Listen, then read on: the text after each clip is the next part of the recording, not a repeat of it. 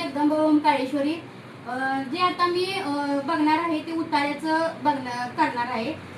अक्षरशः कल अशी लोक आलतात की सगळा दवाखाना वगैरे सगळं देऊळ वगैरे सगळं त्यांनी पालतं घालून तरी पण त्यांना काही फरक जाणवला नाही किंवा त्यांचं काही जाऊन तिथं उपयोग पण झाला नाही असं त्यांचं कंडिशन होतं की त्यांना सरळ चालता पण येत नव्हतं, बोलता पण येत नव्हतं. 8-10 दिवस झाले त्यांनी दवाखाना सुद्धा पूर्ण बघितलेला तरी पण त्यांचा काय उपयोग झाला नाही. पण रात्री त्यांनी माझ्या घरी आल्यानंतर त्यांना मी बघितल्यानंतर त्यांच्यावर जरा असं निगेटिव्ह ऊर्जा लागू झाली. त्यांना निगेटिव्ह ऊर्जा लागू झाल्यानंतर मी त्यांना जरा चेक केल्यानंतर ते मला समजले की बाबा ह्यांचं काहीतरी दवाखान्याचं नसून निगेटिव्ह ऊर्जेचा प्रभाव पडलेला आहे.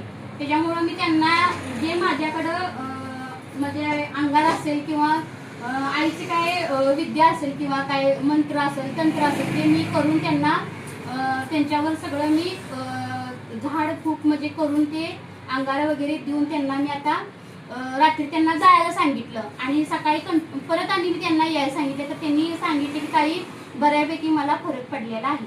पण आता फरक पडल्यानंतर आता त्याचं काय करायचं, जे आता उताराचं निघलेलं आहे निगेटिव्ह ऊर्जाचं ते मी आता उतारा करणार आहे. की तुम्ही आता व्हिडिओमध्ये उतारा बघा. ओम काळेश्वरी ओम जगदंब.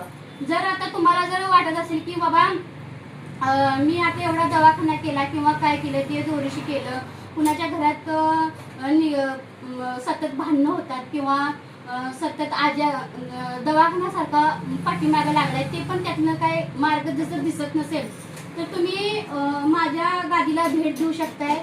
माझ्या गावाचं म्हणजे कसं गावाचं नाव आहे निगवे धुमाला.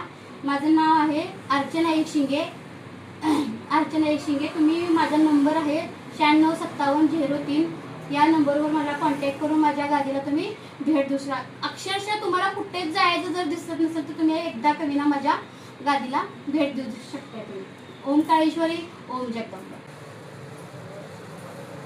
देवाच्या काय किती दिवस झाले तुम्हाला हे असं त्रास होत होता?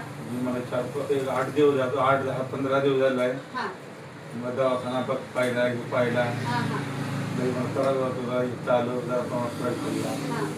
मग म्हणजे आता ते तुम्हाला जरा बऱ्यापैकी कमी वाटायला सगळं व्यवस्थित वाटायला आणि तुम्हाला इथं आल्यानंतर कसं वाटलं? चांगलं वाटलं. म्हणजे आता दुसऱ्या लोकांना काय सांगाल तुम्ही की बाबा यावं येऊन जावं? कुणाला जर झाला खायला आलं, पाय दुखायला लागलं, काय कंबर दुखायला लागली, त्रास बघायला लागला. ठीक चालते. आता काही आता त्रास काय होत नाही ना पहिला? आता काय ठीक.